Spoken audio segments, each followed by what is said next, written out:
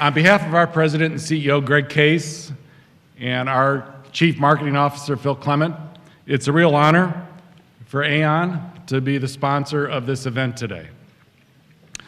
And for many of you, you might know that Aon is now a UK-based company, but it's also important for you to know that the Aon Foundation, for the past 25 years, has made it a priority to support educational activities and cultural institutions like the Chicago Humanities Festival and the Charter Humanist Circle that does so much to enrich the lives of all of us in this room and everybody in Chicago.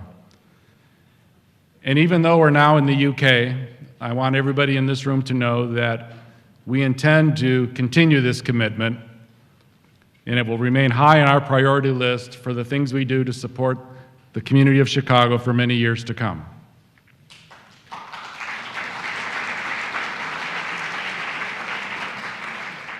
On behalf of my colleagues at Aon, I want to thank the Charter Humanist Circle and its members for their very valuable support. And I also want to thank Northwestern University Law School for allowing us to use the auditorium today. At Aon, we believe in the mantra, if we can't measure it, we don't do it. And because of that, it's a real honor for us to be here supporting and introducing Dr. Philip Kotler.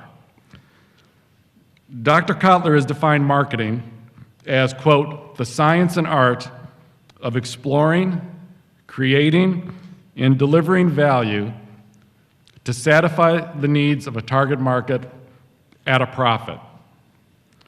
He is recognized around the world as one of the foremost experts on business, of marketing, and for his insights on how exemplary marketing has the creativity and the power to influence global consumers every day.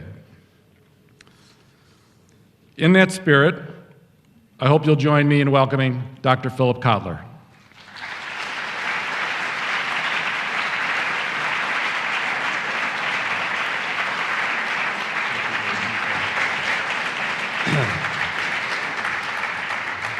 Now, before I turn the microphone over to Dr. Kotler, in the spirit of marketing, maybe many of you in this room know that Aon does a great many things globally, but one of the things that we've done that has created tremendous brand awareness for our firm is our sponsorship of the Manchester United football team, which by today won 2-1 versus Arsenal.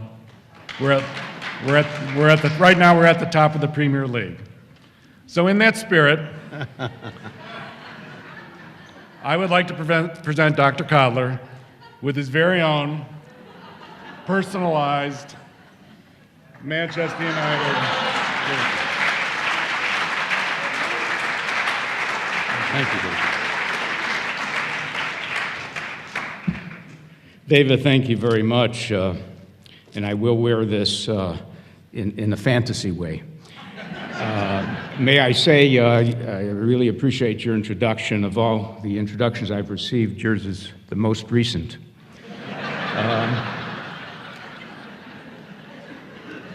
Nation, well, you may know of Stephen Colbert, so I can't pull it off the same way. There will be two groups with respect to marketing. There will be a group that doesn't like marketing, and I'm going to give you why they don't like marketing and the justifications. I will also tell you there's another group who loves marketing, so before we're through, you will be totally confused, or at least opinionated. So what I want to do is tell you that these are called Confessions of a Marketer. That's, by the way, borrowed from David Ogilvy, who wrote a wonderful book called Confessions of an Advertising Man. And let me move on and say, why is marketing a topic for the humanities? And we would say that there's a couple of reasons. One, I regard marketing as a humanistic subject because marketing has affected our lifestyles, has created, not only affected a lifestyle, but created lifestyles. And we should be, from a point of view of popular interest, interested in that. And it really, I want to say that marketing is very American, that its beginnings are very American. That doesn't mean there weren't manifestations of marketing earlier. And as a matter of fact, I'd like to give you a very short history of marketing so that you understand what we mean by the word. As a matter of fact, if you took a dictionary, a Webster's dictionary, in the year 1900 and looked up the word marketing, you would not find it in the dictionary. Yes, you would find the word market, but not the word marketing. If you then picked a dictionary 1910, you would find the word marketing in it, because marketing is about 100 years old. And it's much more than selling. So let me show you. Let's start biblically. Let's start biblically. Who is the marketer in this picture? This is the biblical narrative. Who is the first marketer in the world? I hear Eve. The snake. I hate to admit it, because snakes sounds like sneaky and so on and so forth. But the fact is that it was the snake who sold Eve on getting Adam to eat an apple. So it goes way back. At least selling goes way back. Now let's go further. Here is the father of marketing. Wow, what an insult to him. I mean, that's Aristotle. Recently, I was at a group, a little party, and we were speculating who we would like to meet most if we had an hour with such a person. And it boiled down to Plato, Socrates, or Aristotle. That's a hard one. It turns out that my vote went for Aristotle. Aristotle was Google at the time. He knew more about everything than anyone in the world. He wrote on science, politics, economics, rhetoric, art, and everything. Now, why do I say that he had some marketing impact? Let me read the definition of rhetoric. And he's not the founder of rhetoric, by the way. The founders were the Sophists around 600 BC. They were a group who wanted to use selling and speech and persuasion for their own devious ends. But Aristotle put the discipline of rhetoric on its feet. Rhetoric is the art that aims to improve the facility of speakers or writers who attempt to inform, persuade, or motivate particular audiences in specific situations. It is the faculty of observing, in any given case, the available means of persuasion. So, in a sense, he could be the father of selling, the idea of getting someone to do something that they might not have done otherwise. So, let's move on about other early manifestations of marketing. I know many of you cannot necessarily read this, so I will read it. But the first department store opened when and in what country? Normally, if you're in France and you ask the question, they will say, of course, we invented the department store. It was about 1845, the same time we invented paperweights and some other things. But it turns out that the first department store was in Japan, Mitsui Company, which is still alive and well. So that's where one of our retailing forms started. The next one is the first newspaper that carried an ad. There were newspapers early, but the first ad appeared in England in 1652, and it advertised coffee. And then the first ad agency started a little later, much later, N.W. Ayers, which is still a prosperous advertising agency.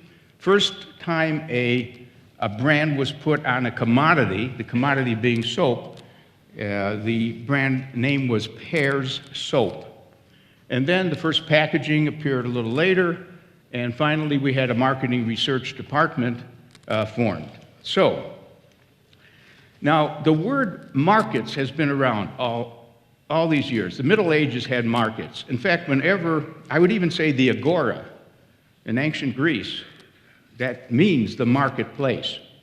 In ancient Greece, people would come on a particular day and to sell things. In the Middle Ages, there were market days. The word marketing wasn't there, it was just market. And trade was always there, because trade through history has taken place between people and regions and countries. So all that is there, and it was in the decade of the 1900s that marketing books first appeared. And the interesting thing is, who wrote those first marketing books? Were they sociologists?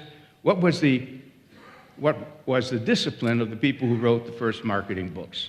Any guesses?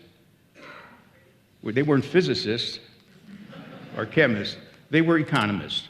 So why would economists start a subject called marketing? And the answer is they were disillusioned economists. They couldn't find any mention of advertising in the discourse of economists. In other words, never did Adam Smith, Thomas Malthus, David Ricardo, even Alfred Marshall and so on, they really talked about other forces that shaped demand. The only force that shaped demand in their mind was price. You know the famous curve. Raise the price, demand will go down. Lower the price, you can sell more. Price was the only thing that affected demand. So these economists were institutional economists and said, hey, you got to factor in advertising. You got to factor in retail stores, wholesalers, jobbers, agents.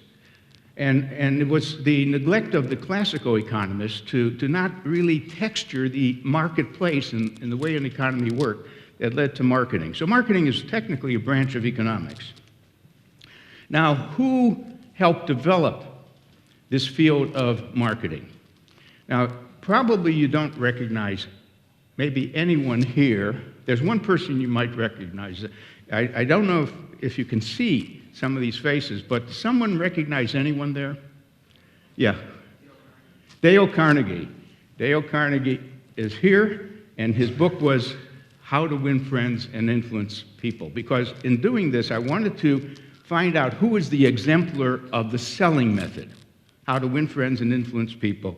But let me give you the whole picture. Ernest Dichter, some of you may know of.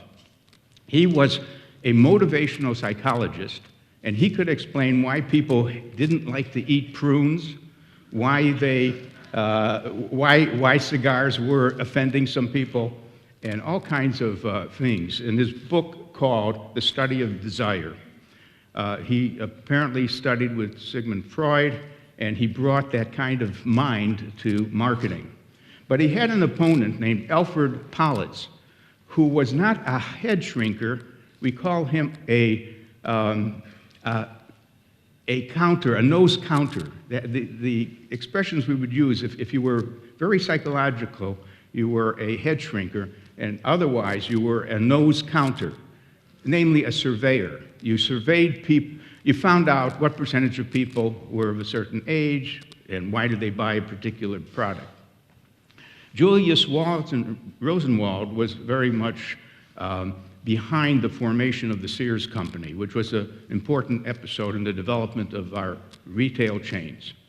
Lester Wunderman deserves credit as exemplifying the use of direct mail and catalogs, that you can sell more directly. You don't have to be in a store. You can get people to order goods by mail and phone later.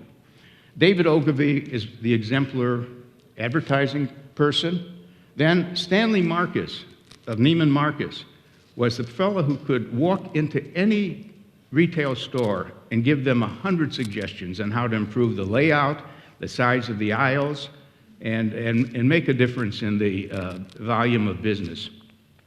Edward Bernays is the father of public relations in the United States. His name has sort of become obscure, but he really was a very important person. The word propaganda was often used in connection with his work because people thought it was a model to motivate you to feel a certain way about anything, regardless of the standards involved. And then there's Dale Carnegie. In any case, how did marketing get its start?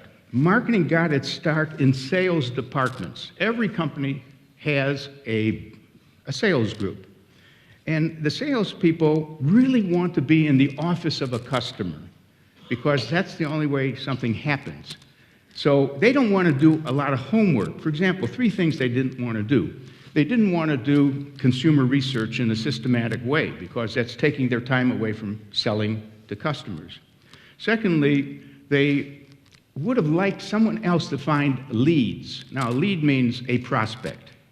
In fact, we distinguish between a hot lead, oh boy, he's ready to buy. He even called us to buy, a warm lead, a cold lead, and so on. Someone else should do that for the salespeople so they don't waste their time making calls. And the third thing was someone had to prepare brochures and ads. And the salesman is not skilled, the salesperson isn't skilled at communicating through advertising and brochures. So sales departments added 3 people or hired them from time to time. Later on, it exploded to the day today when we have multinationals running with marketing. In other words, marketing, those 3 people split from sales and became big enough to be its own department. And so some people in the audience here may be a chief marketing officer. The old name was vice president of marketing, but I like the name chief marketing officer because that person now is part of the chief officers, chief information officer, chief financial officer, chief innovation officer, and the status has moved up. Some of you may be brand managers, may have been in your past experience. Category managers, market segment managers, managing distribution channels like retail or wholesale things, a pricing manager, communication manager, database manager, direct marketers, internet people, and so on. So marketing is well established. Now, the character of a marketing department depends very much on what the CEO thinks of marketing. So the one-piece CEO is a person who took over a company, and he says, I don't like marketing, but I know I need it. And all I want from marketing is some communications. I just want someone to broadcast and promote us. So that person is missing a lot of other things made up by other CEOs who are 4-piece CEOs. Now, a 4-piece CEO says, I need a marketing plan, and the plan has to mention product. That's the first P. What about our product? What's good about it? What are the features? Price, what should it be priced at? Place, where should it be made accessible? Online, offline, in stores. And finally, promotion. So that's a more educated view of the potential of marketing. But there's even a better view, and that's called the CEO who says, no, I don't want to start with 4 Ps. I want to start with the fact the market is complex. There's a lot of segments. Each segment deserves its own plan. In fact, one thing we've learned that if you just have one value proposition for the whole market, it really doesn't trigger anything in many parts of the market. So that CEO says, what segment should we go after? And what position should we take with each segment? What do we say about ourselves and how we can satisfy their needs? Now, there's even a higher type CEO, which is exemplified by A.G. Lafley, who ran Procter & Gamble, recently retired. When you ask A.G. Lafley, what's marketing? What's your picture? He says, well, M.E. What do you mean? Marketing is everything. Now, marketing is everything. What he means is everything starts with the customer. No customers, no business. And I think he's making that point very much. Now, moving on, there's a lot of things that a chief marketing officer does And I won't go into any detail, but there's a lot of tasks. And the sad fact is that sometimes the chief marketing officer only lasts on the average of 2 years.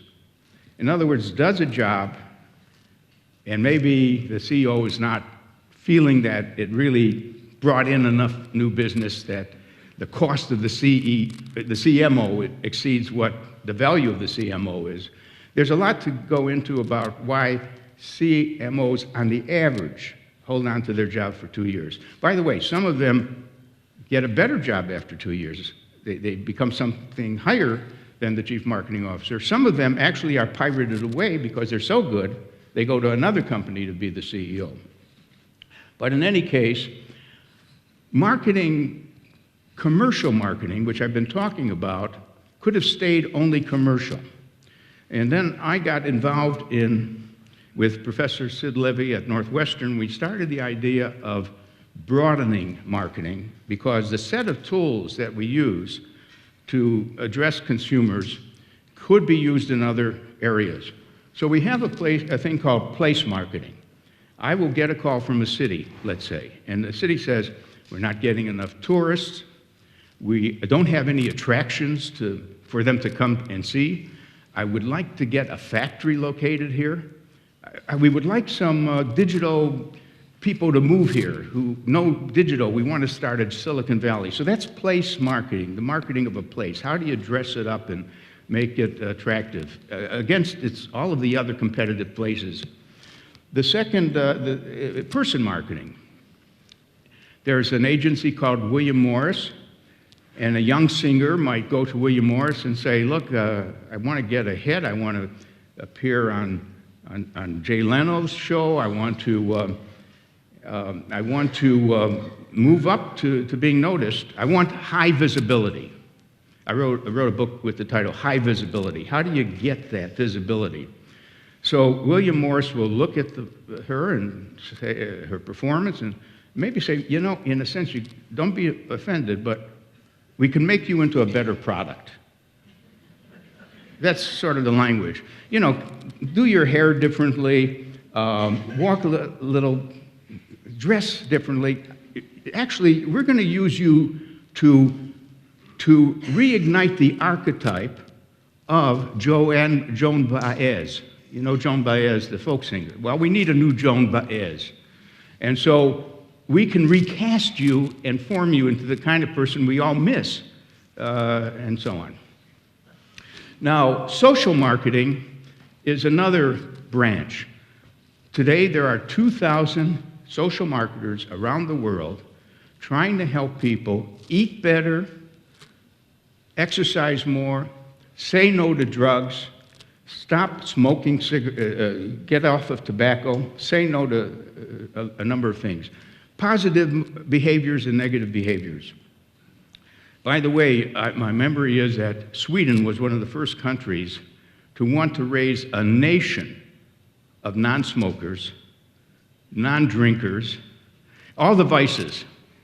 And it starts at the primary school level, that you could technically raise people to avoid those vices if that was thought to be good public policy.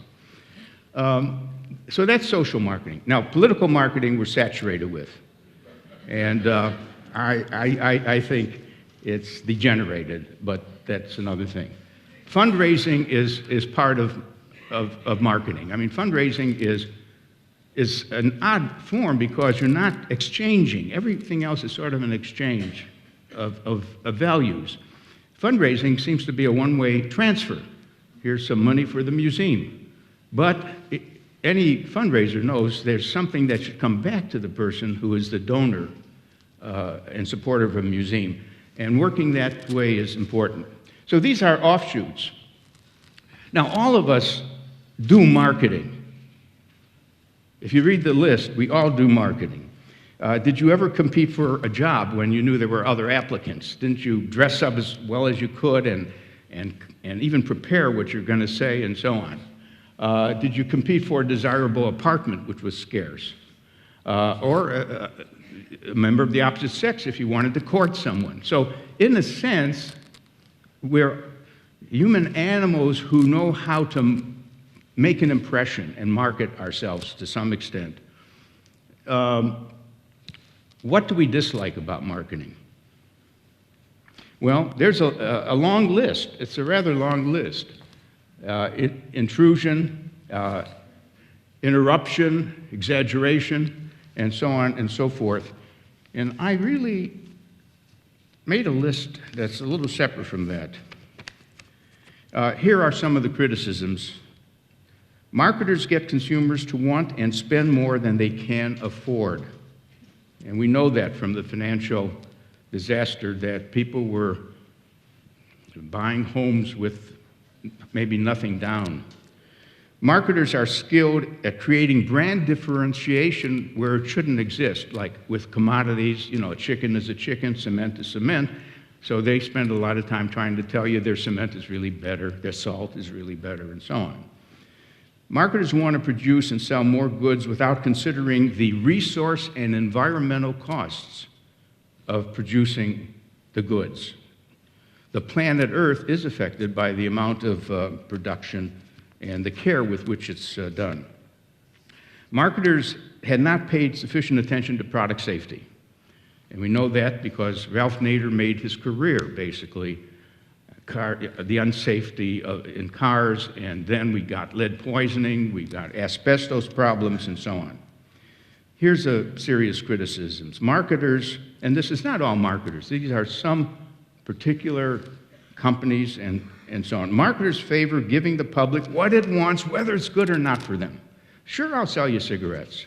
I'll sell you anything that will make money. Therefore, marketing promotes a materialistic mindset. That is, we get turned on to more of a materialistic world, a world of ever-changing products and services and keeping up with the Joneses and some of that. Marketers rarely talk about sane consumption. Yeah, some beer companies say, please enjoy our beer, but don't drink too much. That's nice that no one listens to that, and you still have binge drinking, but they're trying to do what they can, and so on and so forth. Now, let me just say there's another side. This is important too, because it's not a simple picture. The other side of it is marketing has undoubtedly raised the standard of living in the United States. People don't naturally buy new things. In other words, do you know people used to keep their refrigerators, which weren't refrigerators at the time, they were ice boxes, and they would keep going out and getting some ice and putting it in the box and so on. And even the washing machines were very slow to take. In other words, it would be expensive to buy a new appliance, but marketers persisted in saying your life will be better with new appliances, and that's one of its jobs. I would even go so far as to say that marketing is so connected to the idea of the middle class. We're talking about preserving and building the middle class and the lifestyle that goes with it, and marketing is an essential definer of what it is to be and want, what it is to want as a member of the middle class. Marketing in the form of social marketing has helped improve a lot of things. You know, one of the first causes that marketing turned to was the environment and waste and the ill effects of some products and so on. Preserving the environment was one of the first things that social marketers got into. Now they're into obesity as a problem, littering as a problem, and other problems. Marketing is very important to the cultural world, museums, performing arts. And one of the big problems that cultural institutions are facing, especially in the performing arts, is the aging of audiences. How do you get people who are in their 40s to go to opera, to go to ballet, and so on? It's called the graying of the audiences. And maybe that problem has been with us for a long time. But marketers are at work doing segmentation, targeting, positioning, in order to make sure that all seats are filled in the theater, and also the museums are very busy as marketing institutions because they have to get visitors, they have to get donors, they have to get government grants. So marketing is almost an intrinsic function today that's going on. But let me, this is not a time to take a vote. Do you like marketing or you don't like marketing? But let me show you that the negative feelings about marketing came up from these people. The attackers, they attacked marketing. Do you recognize anyone? You see Ralph Nader? I don't. There he is, yeah. Who else?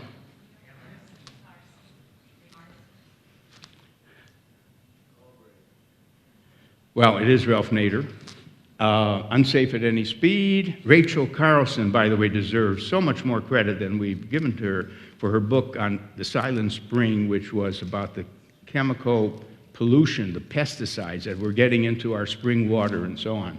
Vance Packard, who popularized the idea that we are hidden persuaders, that when you go into a movie theater, you don't know this, but an ad is sort of flashing to go and get some popcorn before you sit down.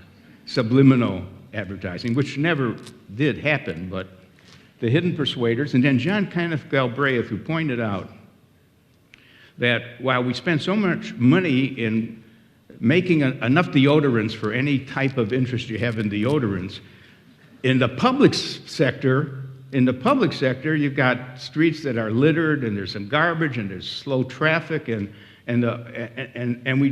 we have a good private sector, but we can't enjoy it because the public sector doesn't have the public goods that would facilitate things. You got Naomi Klein, who's probably the prototype person now for attacking branding. Brands, they're awful. You're paying more than you need to pay. The book is called No Logo, logo being another name for brand.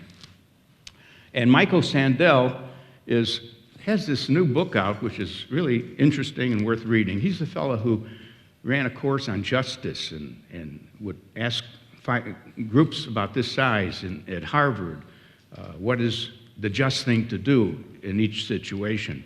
But his new book is called What Money Can't Buy, The Moral Limits of Marketing, where he points out that if you're in jail in California and you don't like to sell, you can pay for a better sell. You know, maybe one with a computer if you want a computer and so on. But he thinks today our culture divides people in social classes more clearly.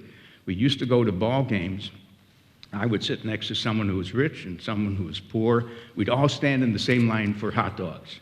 Today, the guys who are rich are up in the skybox, and he calls it the skyboxification of the United States, the skyboxification. They're eating filet mignon, and we peasants are down there standing in line for our hot dog. So we are not meeting each other as we used to in the older days. It's a very interesting treatment. I like to quote Will Rogers with this remark. If advertisers spent the same amount of money that on improving the product as they do on advertising, they wouldn't have to advertise it. And by the way, that's a very profound observation because in the age of the internet, it's so much easier to talk about a product you like to others and also about a product you don't like.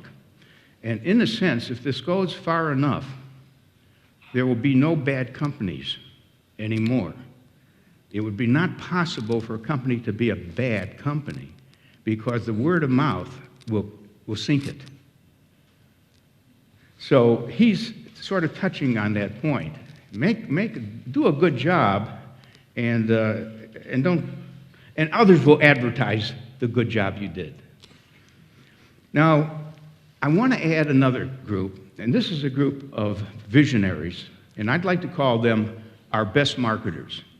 But they're not necessarily the chief marketing officer. They're CEOs, but what their contribution has been the kind you want from your chief marketing officers.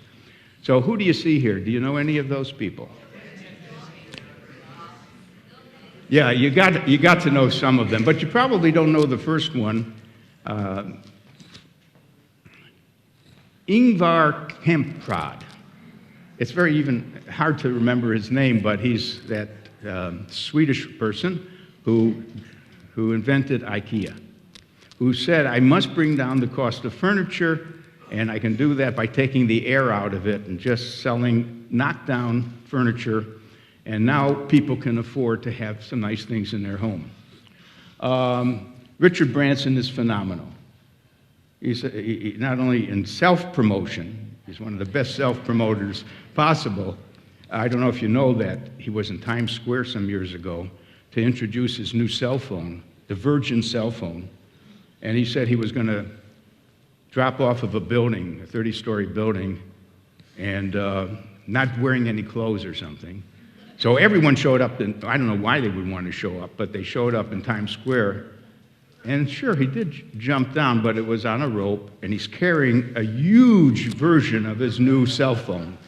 And so everyone, not just in Times Square, the reporters were covering it, all of New York knew about there was a new Virgin cell phone. So he's very good at that.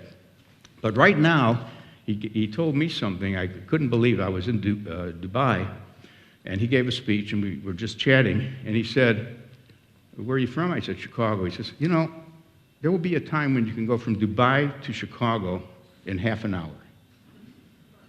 What is it? Is this a time machine you're inventing? He says, no, it's just a rocket ship. So the rocket ship takes off from Dubai, just goes right up in the air and lands in Chicago. So he's working with some people on the new spaceships, basically. And you want to watch him.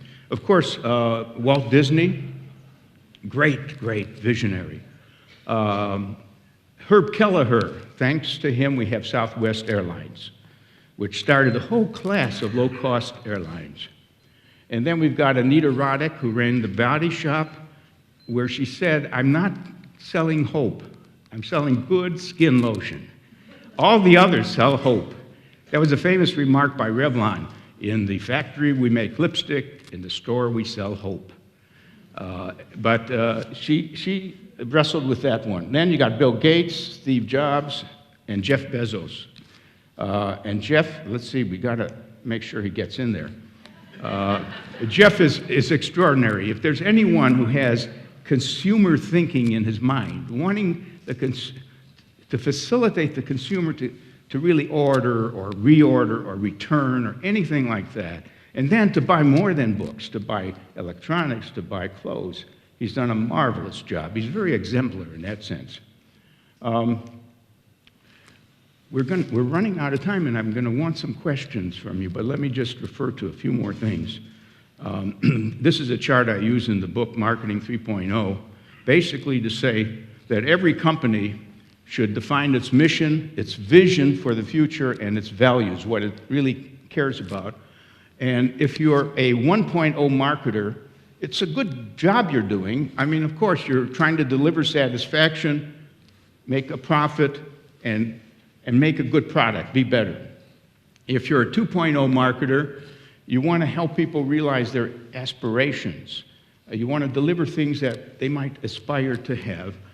They will return frequently to buy more, and your product is different than the others. Not only better, but different.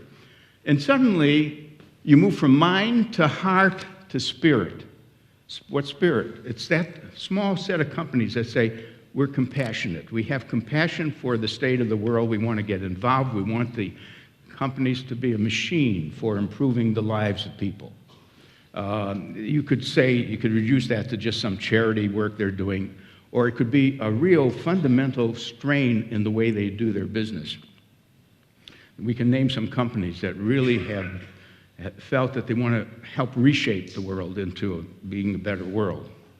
So that is, here's one of my favorite companies that illustrate the cells in that picture, the S.C. Johnson Company in Racine, Wisconsin, whose products are shown over here. You probably have purchased some of their waxes or some of their insect repellents or other things.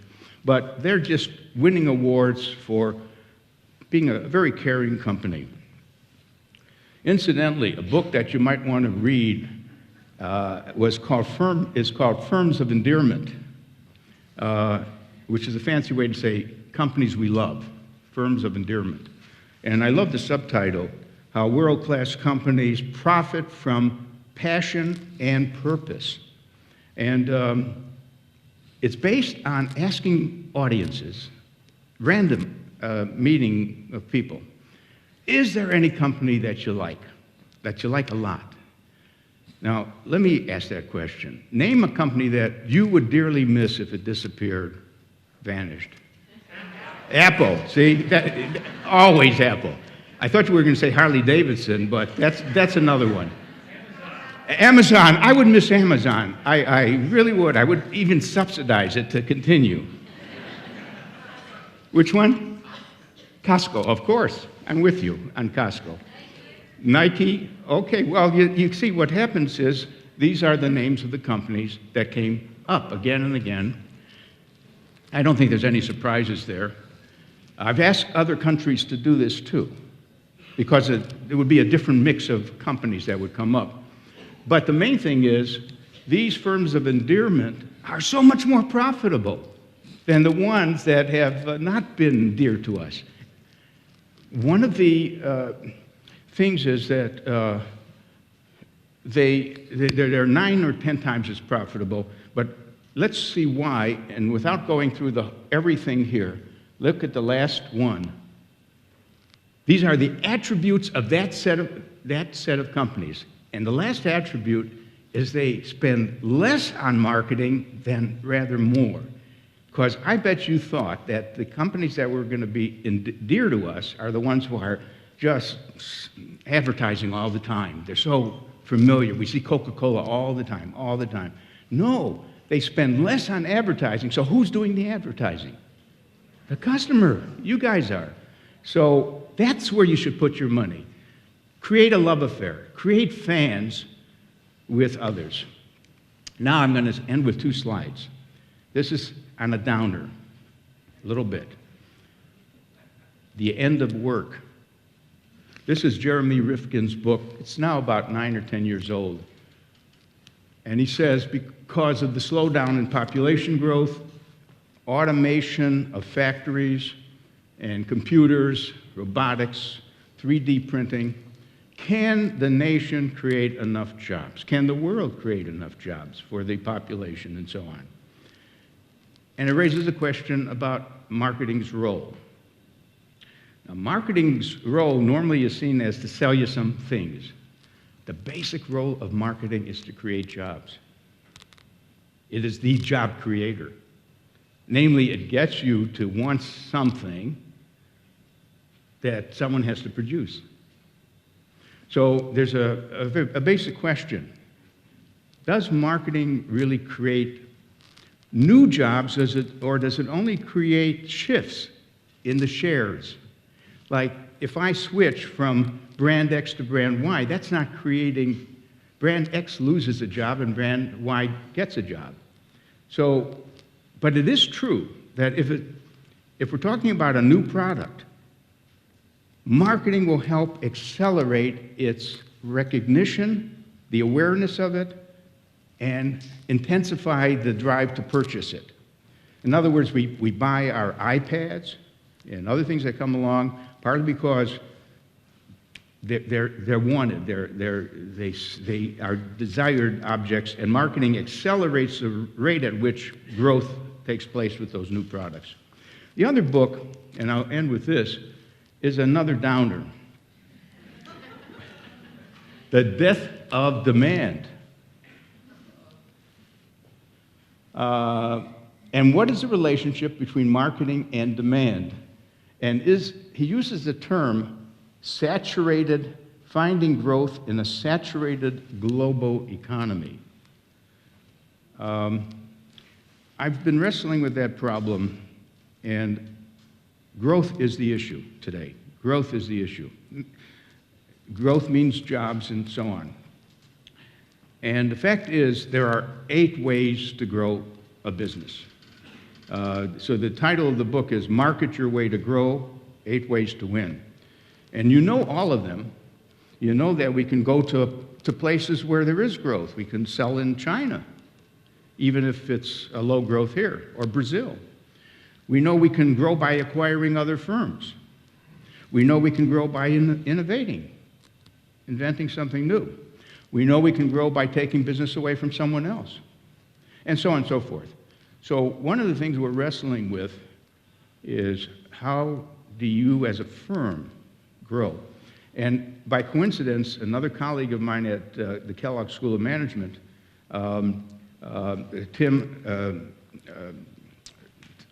he just wrote a book called Defending Your Business. And it's so nice that his book came out with mine, because the first job is always defend what you've got. Hold on to the customers you have. Then you start worrying about some more growth. So we both, as members of the department, are wrestling with how to ignore these books and say they're wrong, and that there is a bright future ahead. So let me stop here and take any questions you might have.